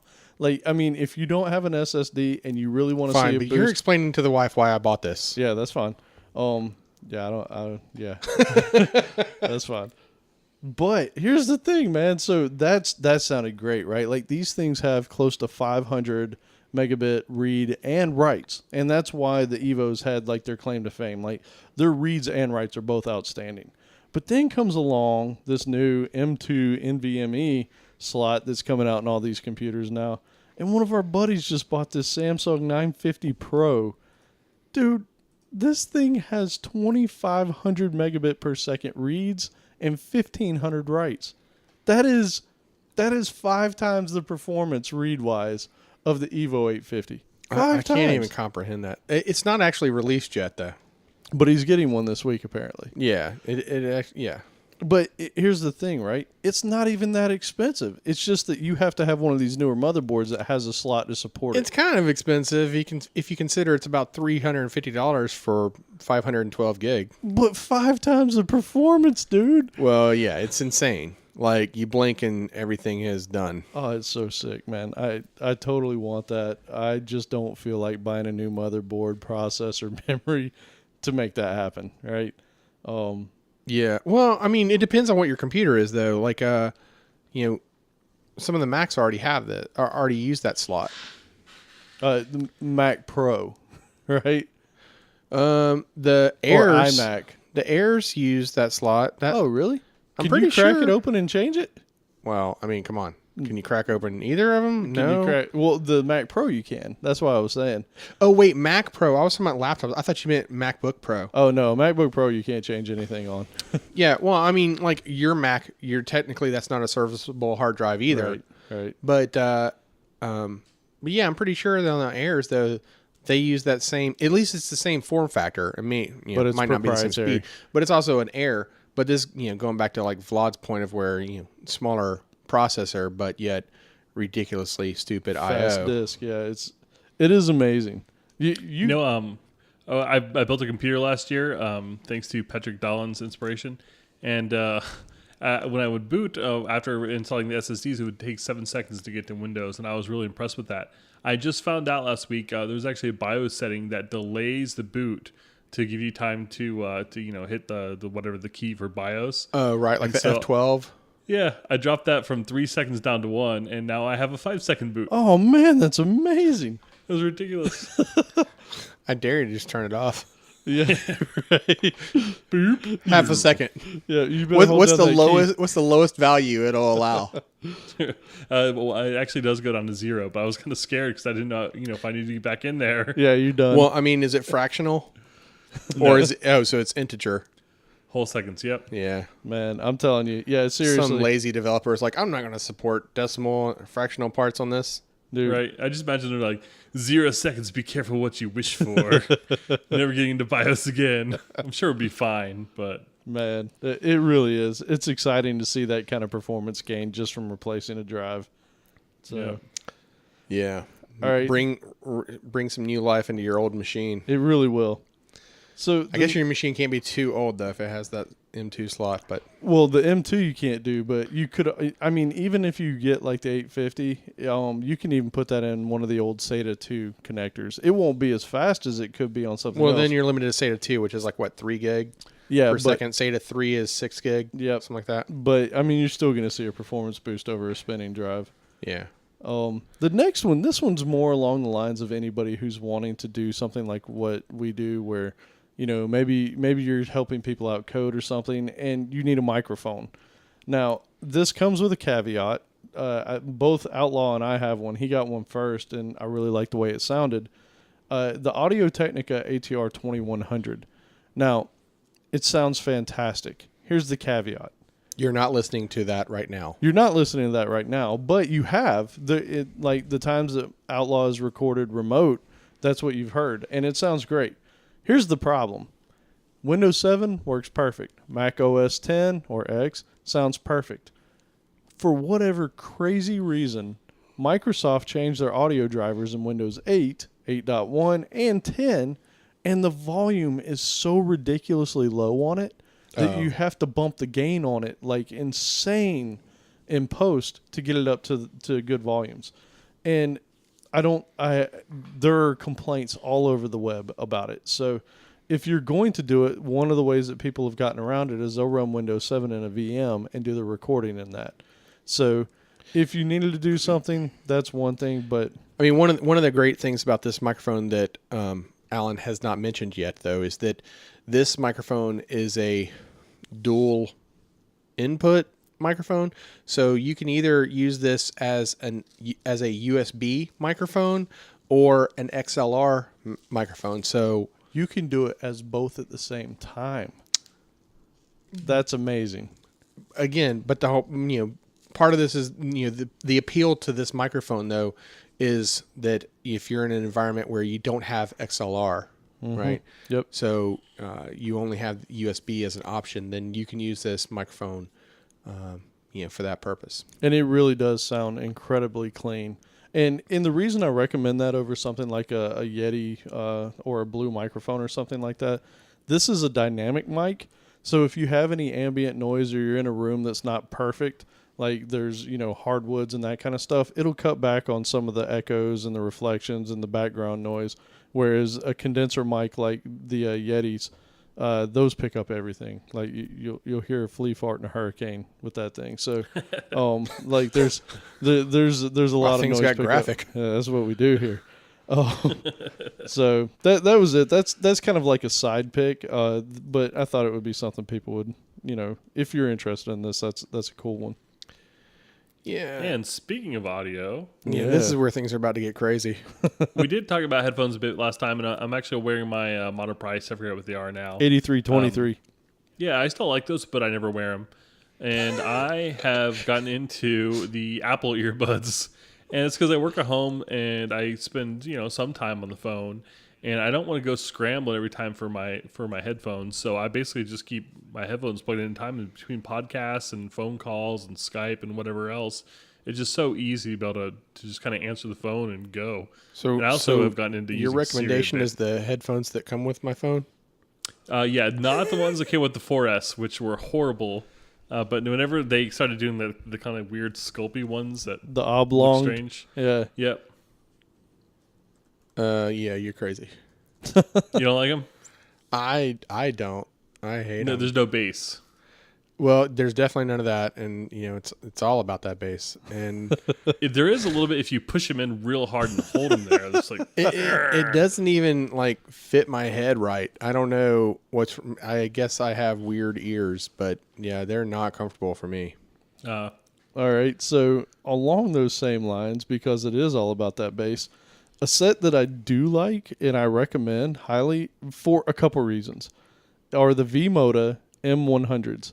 Now, they're not the cheapest on the planet. They're about, right now on Amazon, they're like $230. But here's what I'll tell you. $235. I've never seen a set of headphones ever, and I've got more than a few. I've never seen more than any man should. Yeah, probably. I've never seen any as durable as these. Period. Flat out, none. They are ridiculous. On top of that, they come with multiple cables, one that has an inline mic that actually works very well. You can use it for gaming, you can use it for calls, you can use it for a number of things. And these things, while they do have great bass, they've also got a good rich mid-range, and the highs are nice as well. So if you're looking for like an all-around good set of headphones, these are excellent. And they fold up to tiny, like literally they're probably about the size of a softball all folded up. So they're easy to take with you, throw in your bag, and they come with a nice little carrying case. So that if you want a good set of headphones that you can use for pretty much everything, those are them.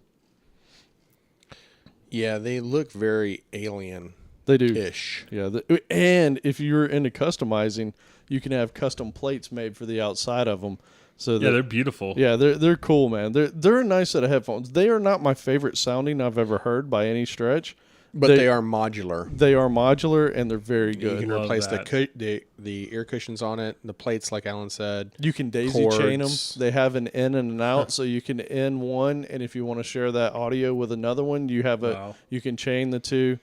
They even have plate. Not only can you get like a just a different color plate, but some of the plates have different designs on them. Oh, you can order them from Vmoda. You can actually upload a design, and they'll etch it onto the metal and send it to you. Wow. Great. Now I gotta go buy that. Yeah. Thanks. And then the other thing that's cool too, if you are a gamer, you can buy a boom mic for it. So, I mean, like literally, these are the set of headphones. If you wanted to buy them to do everything, Are you saying a boom mic? Because like when you're playing a game, you go, boom. Outlaw just woke up my baby. We're in trouble. Oh, sorry. Yeah, I'm We're gonna about have to to get cut the yelled episode at. short. So yeah, I really like those. I'm in trouble. So then now on to one that I was talking about this earlier. I want this thing so bad, but I don't think I'll ever be able to justify it. The Microsoft Surface Book. Like, I haven't been this excited about a piece of hardware in a super long time, but the problem is I've bought into the Mac world. Like, I have Final Cut 10. I have, I've already bought this software that first off is already cheaper on Mac and is in some ways superior to what you're going to get on Windows. Dude, the same software on Windows costs double to 3 times in some of these cases. So not only would I have to shell out at least $2,300 to get the minimum one that I want, then I'm going to be in it for another $1,000 to buy software that I need to put on it. And that just, man, I want that thing. But oh God, I want that thing. But So instead, you're gonna buy the iPad Pro, right? But so here's the thing, right? Like, here's what's frustrating. The iPad Pro is not something that I would replace that with, right? Because I see the Surface Book as being something that you can really do work on. But at the same time, when you want to lay down and read an article, right, you just detach it and you do it. The iPad Pro, like, I've never ever used an iPad for creating things. Like, they're But that's the whole. consumables. That was their entire pitch for I know. iPad in general at the last keynote, and especially iPad Pro, was that it was it used to be like a device for consumption. That's right? all it is, yeah. Now it's all about a device for creativity and productivity. Microsoft was there to talk about, like, here's all the things you can do with Office. So here's my thing, right? Like, and here's the comparison that frustrates me. If the iPad Pro ran OS X to where you could put Final Cut Pro on it, I'm sorry, OS what?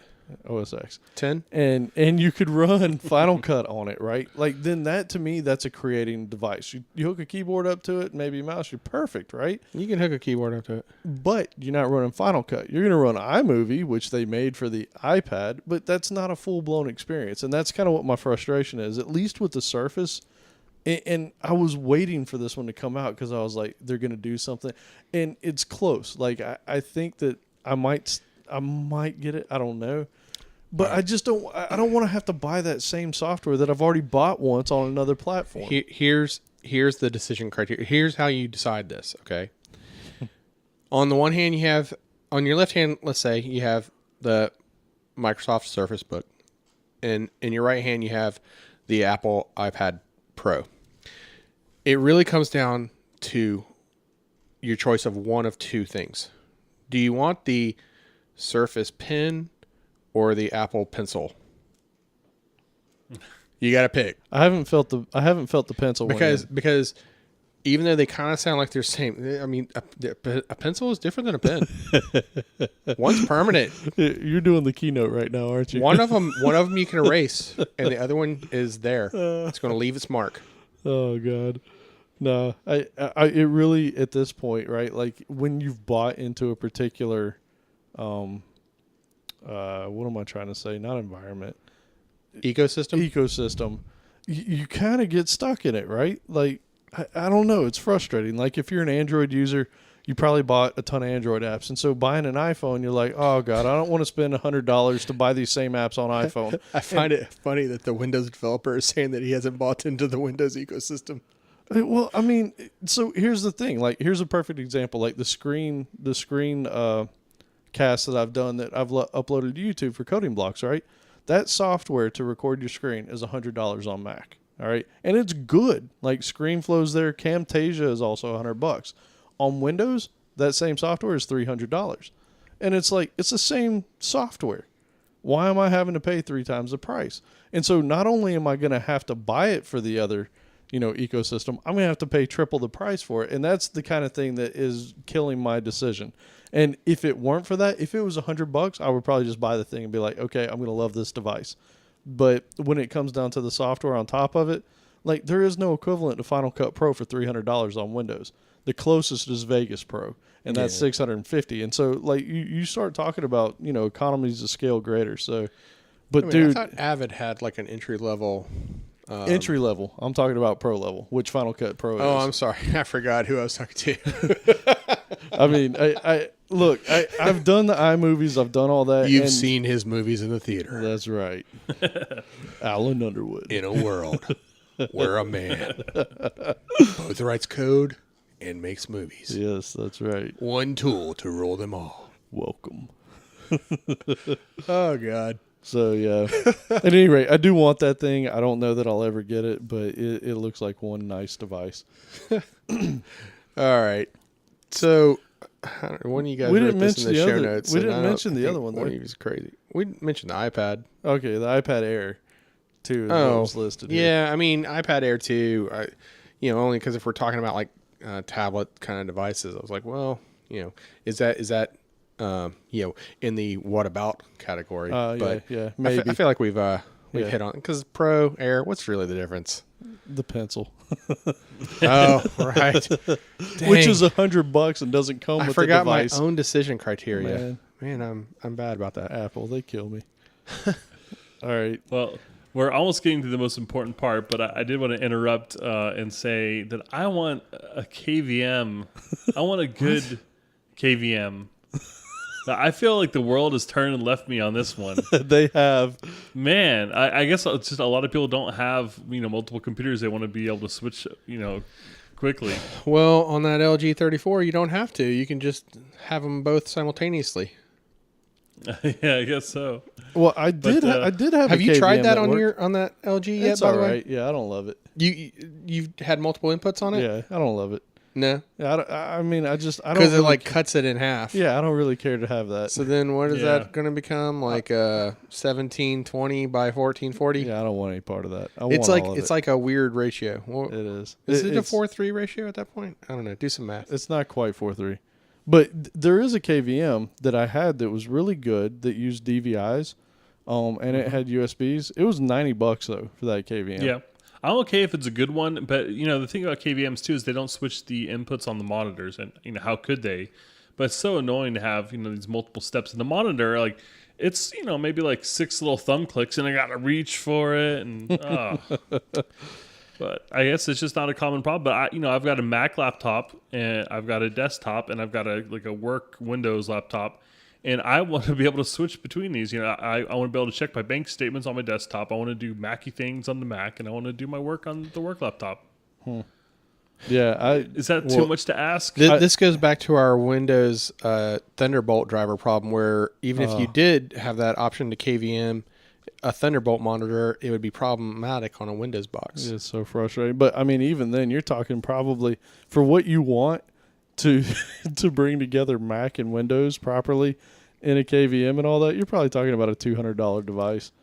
Well, yeah, and just the outputs alone, like desktop is DVI, the MacBook is I guess it's got HDMI too, but the Thunderbolt, and the Dell's got I think it's DisplayPort. Well, So it's like, come on, your Mac will do DisplayPort also. Out of those Thunderbolt ports, it'll actually do. Really? Yeah, it'll do mini DisplayPort. So I just don't want to have a bunch of adapters. yeah, it's kind of frustrating. I'll have to look and see if there is anything like that. That'd be curious. I've All seen right. a couple, but they all look crappy, and no matter what, it ends up being a lot of cables going somewhere. Yep. Yeah, you're gonna have a big nest of wires. So let's get into the favorite section of this then, because as a developer, you're going to spend a lot of time, a lot of seat time in front of a monitor, right? And so sometimes you just need to trade one monitor for another monitor, and you might as well on that other monitor, play a game or two. You got some time to kill, kill it correctly. Slay that time, properly kill it. So there's several games either coming out or just did come out And there's so much excitement. Like, I don't even know which one of these on the list is your favorite, Alan or Joe, but definitely, I think that the world would agree with me that Call of Duty Black Ops 3, November 6th, is going to be the big one. No way, man. The last one was too good. It's just going to be downhill from there. It left a lot of unanswered questions in the storyline. Here's what I'll tell you though, and like I have every Call of Duty known to man for years, but I have always enjoyed the previous one because they skip every year. This is right? Treyarch. So I like the last one. Like the controls on theirs is always so good. And this is Treyarch. So they're doing this. So the same one did it twice in a row. No. This is Treyarch that's releasing Black Ops 3, or that developed Black Ops 3. Who did the one last year? What was it? It was Sledgehammer. Activision, right? No, it's always Activision. Oh. Activision is like the company the company that owns the title, but the developer company, I think it was like Sledgehammer last The year. controls like in Modern Warfare 2 were so good. And it seems like every other year that is when the controls are so good. And then the other years, like the game's still awesome, but the controls don't feel as tight to me. But no doubt, like of all the games that I could think of, unless Uncharted were to come out here in the next month or two, this would be the one that I'd be the most excited about. Whoa. AT-ATs, Which one? snow speeders. Come on, man. Star Wars Battlefront. No love. Dude, I haven't even seen it. I know that's blasphemy. I know I haven't even What? seen it. You know, I was looking at Tons of the videos. game of some of the videos for this and the gameplay. This one looks really cool. What, Call of Duty or No, Battlefront? the Star Wars Battlefront. Yeah, I haven't seen anything yet. It looks awesome, and it comes out November 17th, and it really, I mean, of course you're going to want it for your Xbox One. But Wait, nobody has an Xbox One. wait, what? Wait, what do you have, Joe? PlayStation. Oh my god. Yeah, I have a PlayStation. Yeah. We actually wanted to play our games at 1080p. Whatever. Yeah. And you know, I leak all wanted to your get an sensitive Xbox. personal information at the same time. I'm fine with that. They can have it. Yeah. It's Swedish coders' fault that I ended up with a PlayStation. You got a new computer, I had to follow. You got a PlayStation, I had to follow. It was Sledgehammer, by the way, that did Advanced Warfare, which Advanced Warfare was awesome. Advanced Warfare was outrageously good. That one was. Yeah. So Black Ops 3 is going to be Treyarch.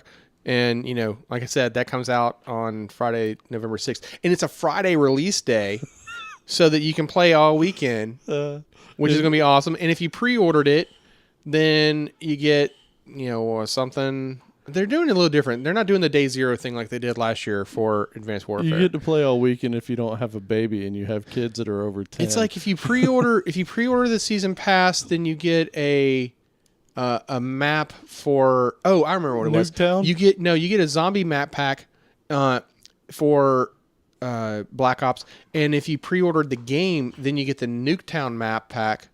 And this is just for like the regular versions, not like the super digital ultra ultimate exclusive collection. Nuketown is a lot of fun. That's one of my favorite maps. But one of the big things too about it is that zombies is going to be a bigger deal now. So you've mentioned before on the show about like the monotonous zombie mode of Call of Duty, but this is not that. So even in Advanced Warfare, the zombie mode in there was some semblance of a co-op storyline. Okay. That arced across all of the DLCs that came out, along with, you know, as the season pass released its different components. In Black Ops 3, zombies is an even bigger storyline. So it's got it's its very own campaign mode now, single player campaign mode set in the 1920s. So, you know, all you know, mobsterish, you know, but zombified. So Yeah, people love them some zombies. There's no doubt. and then there was when did that come out? Last week, the Halo 5 Guardians release. You know, of course, for your Xbox One. Apparently, Halo's a big deal. I've never really heard of it. Yeah, What? 20 years ago, maybe. I'm totally kidding. It might have been probably. Actually, that might be more than any other game the one that made me fall in love with FPSs. Because do you guys remember? Like this was back before. Wait a minute. What? It was so slow. What? No, because it What was. about? No, you're not going to say Doom or Quake. No, like I love Doom, but it wasn't one of those Unreal ones. Tournament. Like So I'd never really played Unreal, but Halo was the first one where literally, like, people I knew would all grab their Xboxes and we would set up TVs everywhere. Right? I mean, I thought you were going to say, because at least this was the case for me, that Halo was the one that made me enjoy Xbox Live, right? Like the No, whole this was before the whole Xbox idea Live. of like playing with just random people. I'm talking about Halo 1. There was no Xbox Live. This is what I'm saying. Like, it was the one that made me love playing with But other this people. is why I'm saying, like, but way before that, right? Okay, I've never been a there PC was, gamer. There was, man, come on, I'm you not a missed PC out on gamer. all the LAN parties. How did you do that? That was before my time. Whatever. I know Joe was there with me. Yep. I think maybe Alan had more of a social life than I did. Oh, wait, did I just say something about this? Okay, forget it. I won't talk about it. But here's Joe's favorite one, the next one up. Yeah, I love Destiny. It's like every FPS game all in one all the time. You just got to get to a high enough level. I really like the new expansion too. The Taken King. Yep, Yeah. it's a lot of fun. I've told Joe, like, I would love that game if I wasn't like a level 9, because it is such a drudge trying to play that game when you're weaker than everybody. Like, you're sitting here blasting away at this dude for like 10 minutes, and then some dude comes out of nowhere and shoots him once and he's dead, and you're like, man, I really don't I don't want to play this anymore. Yeah, yeah, I the mean, beginning campaign's terrible. so this time last year there were a few games that came out, like obviously Call of Duty, that they have to print money every November, but Destiny was one of the big releases for this time last year, and Titanfall was another was big awesome, release yeah. around this time last year, and specifically like from the developer point of view, there were all kinds of credits for it, because it was backed by Azure.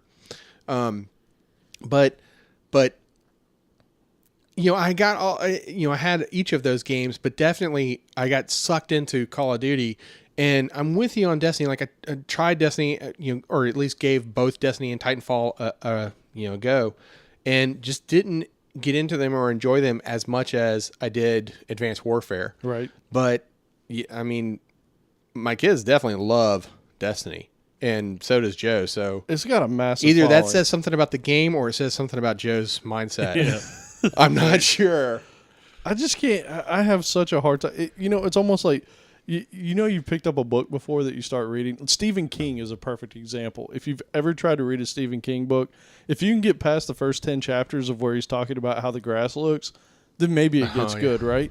But Right. It's like a Neil Stevenson where he like goes into way too much detail. Yeah, and that's kind of what Destiny is. It feels like it's so much of an effort to get to the point to where you're having fun, to where it's just like, man, I'm just going to put in Call of Duty and shoot somebody Yeah, or and get you really shot. had you really have to also get used to the concept too, and it's massively online, but it's not like Yeah. some of the other ones. You need but, assistance. But yet at the same time that you're doing your whatever your mission is, you could see other random people running around doing theirs too. It's kind of cool. It's so neat. so like the quote campaign isn't really a campaign, It's a co-op campaign to a but it's certain not. degree. But yet it's Well, not. people will help you. You have Well, to. most of in the the- levels are kind of sandboxed. In the early levels, Yeah. especially in the early levels though, it's not. It's No, you're not yeah. working with anyone else. No, I wasn't. I was totally getting killed. Yeah, you got to So- go to these own little zones that are kind of instance, and you're the only one there, unless you're specifically with that person. So it's weird, but there's so much. Once you get to a high level, like you can just walk around and you're like, hey, there's people that are doing this thing that I want to do. Let me go join them, and we'll all work together. And there's a lot more of what you want the whole game at the very end. Yeah, maybe I'll get back into it one day. Probably not, but I'll try. Speaking of time sucks, the other big release is definitely Fallout. I just can't do it because I feel like my life is just flying out of my hands when I play games like this. What, you don't Right. like giving up 200 hours of your life? Well, you know what it is? Like I could spend 200 hours on say Destiny or Call of Duty in little chunks, but I don't Yes. like this thing where I feel like it's like a job. Like I need to go save the stupid farm so I could save the stupid city so I could save the stupid world. And it just becomes this like big long 60-hour trudge just for, the main chunk of things. And man, I don't have the patience for that. It sounds like your problem is similar to mine. Like if I never read a review on a game, I might play it and enjoy it. But the problem is you read a review on it. Like Skyrim's the perfect example for me. It kills me.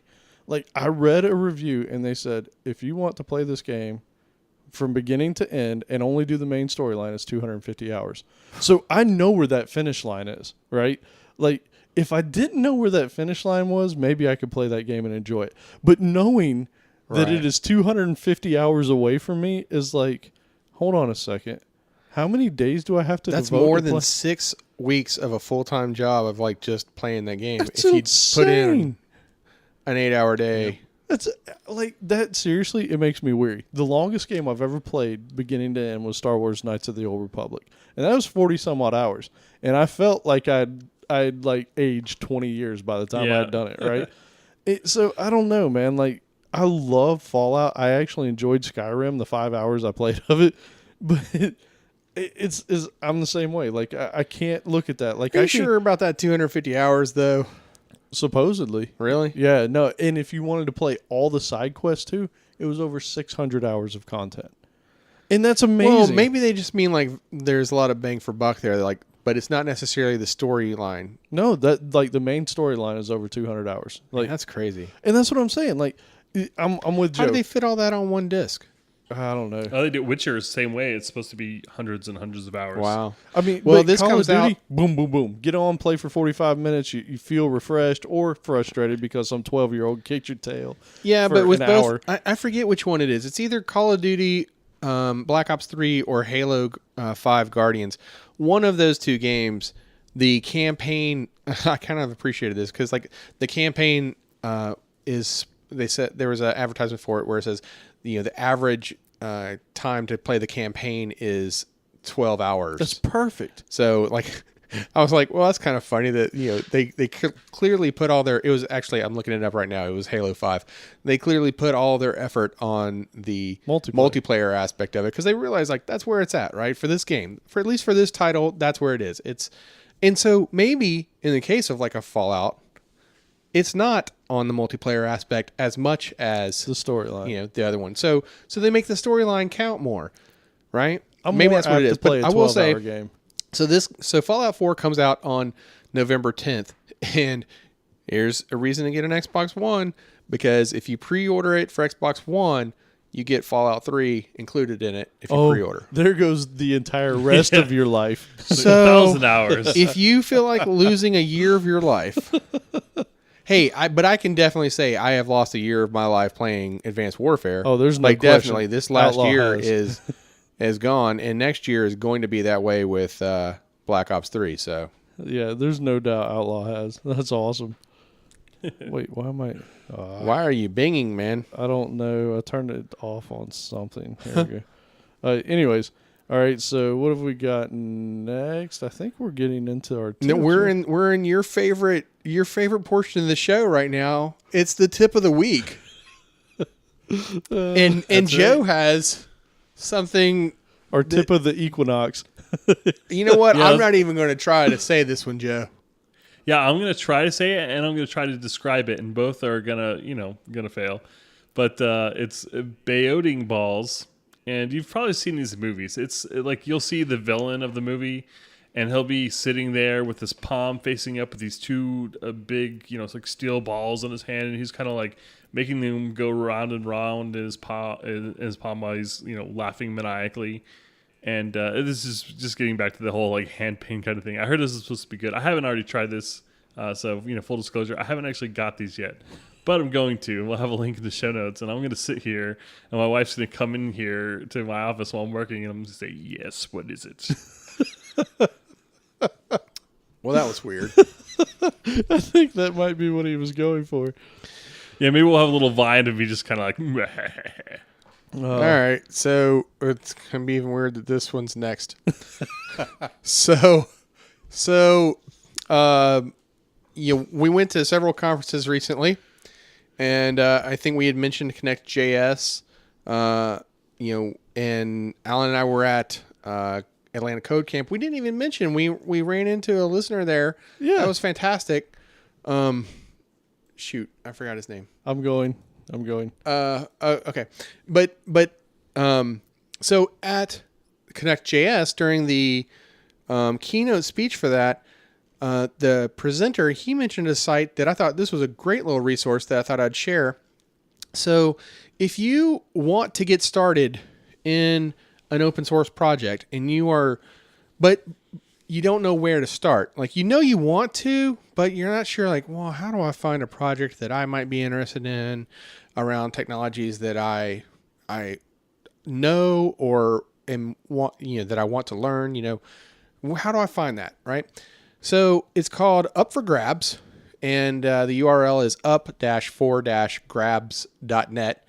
And this is a resource for finding open source projects that are out there on GitHub that are looking for, that have open issues that are looking for developers to help fix and work on. And that's really nice. It was Matt. It's .Matt on Twitter, but Matt's Lay maybe. That's who we met, and it was really cool having a conversation with him at Atlanta CodeCamp. It was neat. Hey, I recognize that voice, huh? Yeah.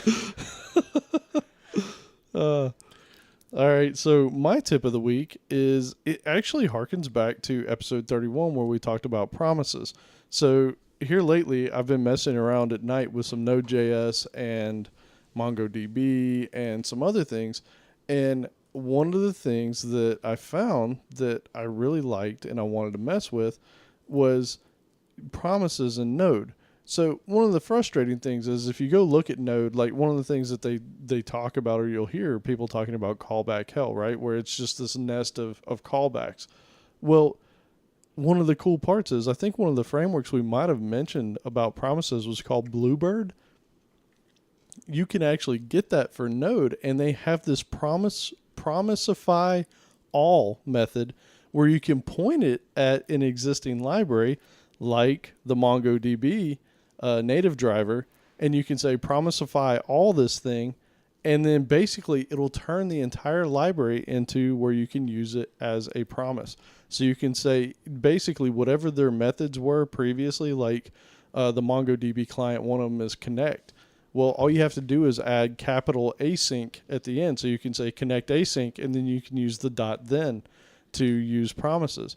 And I thought that was really cool. So that's kind of what I've been doing is playing with that server side with Node, and I promiseified the MongoDB connectivity, and it's pretty awesome. So if I could put that in my own words, promise all the things.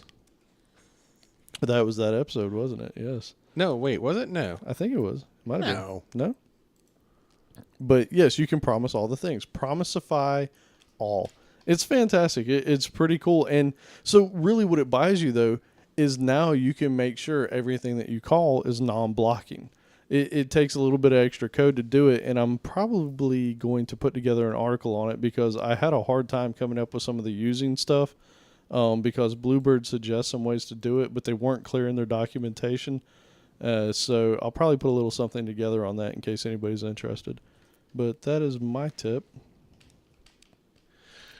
Yep. And so with that, we hope you've enjoyed this episode of our Toys for Developers. And, as we said before, please do be sure to leave us a review on iTunes or Stitcher or your favorite podcast aggregator if you haven't already. And, also we greatly appreciate it if you would tell a friend or two about the show. Yep, and contact us with any questions or topics, and leave your name and preferred method of shout out on, whether it be Twitter or whatever, and we'll mention you on the podcast. And visit us at codingblocks.net where you can find our show notes, examples of discussions, and more. And send your feedback, questions, and rants to comments at codingblocks.net. And go ahead. And follow us on Twitter and check out our Facebook page. Yeah, and one last thing. Again, if you guys want to be entered for the contest to win one of the pre-worn T-shirts, go to www.codingblocks.net/episode 34. We will make sure that in the show notes, at the very top of the show notes, that we put a link so that if you're on your phone or something, you don't have to go type it, because I hate typing on phones. So you'll be able to slide over to your show notes and just click the link and go directly to the website. But yeah, we'd definitely love to hear from you, and we'd love to give you one of these shirts. Vintage shirts. Yes. We'll have more coming soon. Yeah. Oh, you know what? Well, we should also mention too, just along the lines of full disclosure, I just remember too, these shirts may look, when he says vintage, that's the way they're made. Oh yeah, the way they're kind of distressed looking. Yes, distressed. There's the good word for it. Thank you. Yeah, They're really talking about these shirts, guys. yeah, man. They are beefy though. I mean, like seriously, if you want to stay warm, they'll keep you warm. Right. I might be entering this contest. Joe wants one of the shirts. Cool. All right, that's a wrap.